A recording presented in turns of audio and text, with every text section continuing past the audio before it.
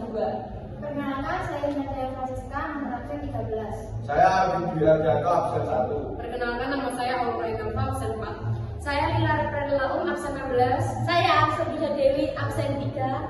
Saya Wahyu Yoga, absen 31. Selanjutnya, kami dari kelompok 2 akan menjelaskan cerita tentang pertempuran 10 November 1945. Mari simak cerita berikut. Indonesia atas nama Soekarno dan Hatta memproklamasikan proklamasi Indonesia setelah Jepang menyerah terhadap Sekutu pada tanggal 17 Agustus 1945. Tanggal 20 Agustus 1945, proklamasi dimuat dalam surat kabar Suara Asia. Dengan demikian, berita proklamasi menyebar luas ke masyarakat. Pada tanggal 4 September 1945, Dr. Andes Mustopo terpilih sebagai Ketua BKR (Badan Keamanan Rakyat) Jawa Timur. Kemudian terjadi diplomasi dan penyerahan kekuasaan gudang senjata pada para pemuda. Sebagai saksi antara lain adalah Bung Tomo. Mustopo mempunyai andil yang besar dalam merebut senjata dari pasukan Jepang. Pada 1 Oktober 1945, para pemuda mengepung markas besar Jepang untuk merebut senjata. Mustopo akhirnya menemui Iwabe. Mustopo meminta dengan baik-baik kepada Iwabe untuk menyerahkan senjatanya, tetapi Iwabe tidak menyetujuinya. Lalu, jawaban Mustopo menyebabkan Iwabe bersedia mendatangkan surat penyerahan tersebut. Markas Jepang pun dijadikan markas BKR dan senjata-senjata yang diperoleh dibagikan daerah-daerah lain. Dalam rangka menampung semangat herois di kalangan pemuda saat itu, Bung Tomo kemudian mendirikan organisasi Barisan Pemberontakan Rakyat Indonesia (BPRI). Sebagai bentuk dukungan Mustopo terhadap BPRI, Mustopo memberikan bantuan pesawat pemancar gelombang pendek. Tanggal 25 Oktober 1945, pasukan Inggris Brigade 49 dari Divisi 23 di bawah pimpinan Brigjen Malabi mendarat di Surabaya dengan misi untuk meluncuti tentara Jepang. 2 orang perwira Inggris menemui Gubernur Sujo untuk datang ke kapal mereka, tapi Gubernur Sujo menolak dan dengan kesal tanpa pamit kepada perwira Inggris meninggalkan ruangan Gubernur Sujo.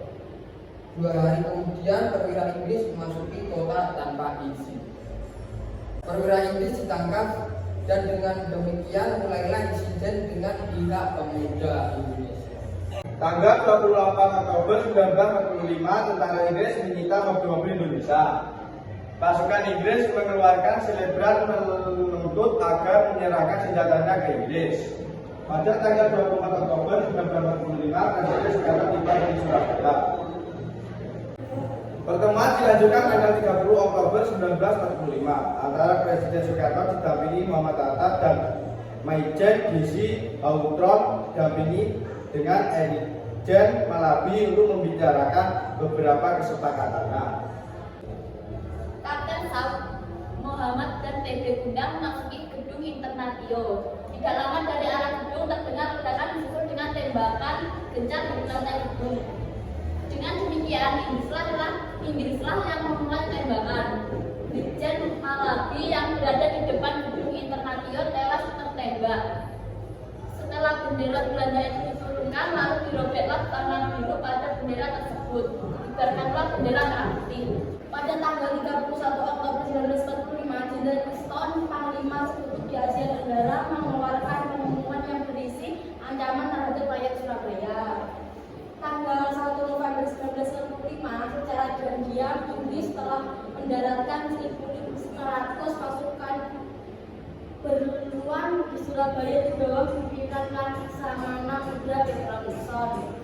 Tanggal 8 November 1945, mengirimkan surat kepada Gubernur Sujo agar datang ke kantornya untuk menerima bentuk-bentuknya. Permintaan Maijen Manset dengan sandarnya ditolak. Manser kecewa dan kesal, ia akhirnya mengeluarkan ultimatum kepada seluruh rakyat Surabaya. Rakyat Surabaya menolak ultimatum Inggris. Gubernur Sujo pun berpidato di radio. Begitupun dengan Bung Tomo yang mengorbankan semangat terus-menerus. Inggris mengarahkan pasukannya untuk menyerang lewat udara, melalui laut dan darat. Ultimatum Inggris juga dijawab oleh Bung Tomo melalui pidato radio yang membakar semangat pemuda. Bantuan mengalir ke Surabaya tidak hanya manusia tetapi juga bantuan logistik. Siaran radio pemberontakan tidak hanya disiarkan oleh Radio Surabaya, tetapi juga disiarkan di kota-kota lain sehingga mempunyai pengaruh luas bagi perjuangan seluruh rakyat Indonesia. Pertempuran Surabaya dalam skala besar tersebut mencapai waktu 3 minggu sebelum seluruh kota Surabaya akhirnya jatuh ke tangan pihak Inggris. Setidaknya 6.000 sampai 16.000 pejuang dari pihak Indonesia tewas dan 200.000 rakyat sipil mengungsi dari Surabaya. Pertempuran 10 November 1945 adalah perang pertama pasukan Indonesia dengan pasukan asing setelah proklamasi kemerdekaan dan merupakan terbesar, terberat dan sejarah revolusi nasional Indonesia. Untuk mengenang jasa dan pengorbanan para pahlawan serta pejuang dalam pertempuran 10 November 1945, maka tanggal 10 November diperingati sebagai Hari Pahlawan. Sekian dari kami, bila mana ada tutur kata dan tingkah laku kami yang kurang berkenan, kami mohon maaf sebesar-besarnya. Saya akhiri. Wassalamualaikum warahmatullahi wabarakatuh.